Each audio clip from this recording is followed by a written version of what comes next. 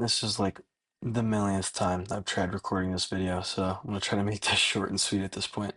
I took one in the morning, one trade, one short. I was bearish for the day with my daily take, my daily goal being this low from Monday's low before the news event that sent us flying upwards. But we took out hourly buy side liquidity, which is this right here. On the 1 minute, we then expand to the downside, which leaves behind this order block and this order block. I'm pretty sure I entered on the retrace to this order block. And then I set my stops right here where I then got stopped out. And I was so pissed off that I didn't recognize that as a turtle soup and then just enter again. And the reason that order block is the way it is because an order block is by definition a change in price delivery as it sweeps liquidity. And so at least that's how I think of it in my entries. And so down here is one form of price delivery. Then there's a little bit of consolidation, and then another form of price delivery. And so this is the one that comes and takes out liquidity. This move, um, this wave of price delivery, this change in price delivery. So I label the bottom of this as an order block, not this entire thing. I don't count that as an order block. So that's why we then have not one, but not two, but three entries, which then go down directly to the take profit I was interested in, which is the sell side liquidity. So it was really sad to watch that this morning, and I was very upset after the last 2 days being kind of stagnant.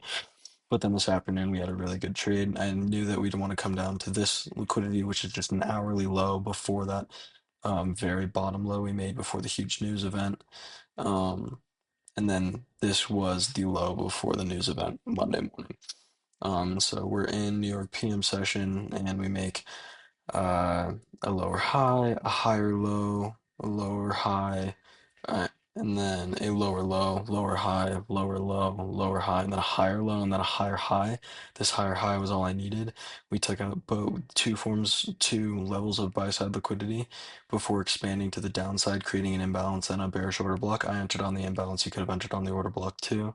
This then expansion to the downside leaves us with significant gap at the top. And this gap I labeled as a breakaway gap because I didn't expect price to revisit it, and I put my stop loss there. I then re-entered once we took out this liquidity right here, and I labeled this as a breakaway gap and put my stop above this because the idea of a breakaway gap is you don't expect it to, there's a big momentous volatile move and it creates gaps or imbalances, and some of those imbalances, especially if the market is going down, there will be breakaway gaps at the top. So that was my thought process. And then I was just marking out all of these little boxes, little colored boxes.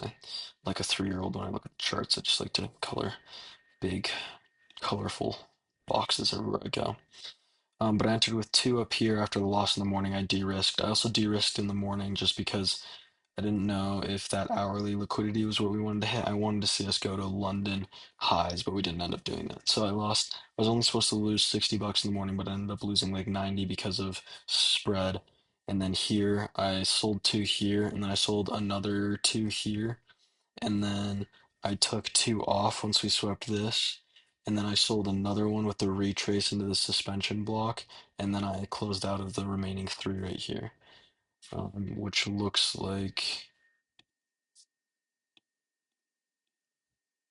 this. Just 1 second. Which looks like this. There we go. So we shorted two at the fair value gap, shorted another at the sweep of that liquidity, closed out of two at this liquidity, entered in with another one right here, shorting at the CE of the suspension block, and then closed out all three at the final take profit. Some of you may be asking why I pyramided all the way down here. Couldn't tell you why I didn't pyramid up here. Could not tell you. Probably because I wasn't as confident in it expanding all the way down here. But that's a emotional trading habit that I'm working on. But yeah, I could have entered more on the retrace into this inverse fair value gap, this suspension block, this inverse fair value gap, this bearish fair value gap. I could have done it twice on this, or 3 or 4 times on this suspension block, and then that would have left me with significantly more orders down here. But we're up about 1,000 on the week, so that's a pretty good win. Lost 90 this morning, made about a little under 600 in the afternoon. So that brings us to about 500 on the day and just under 1,000 for the week. So yeah, that's gonna be it for me today. I will see you all tomorrow.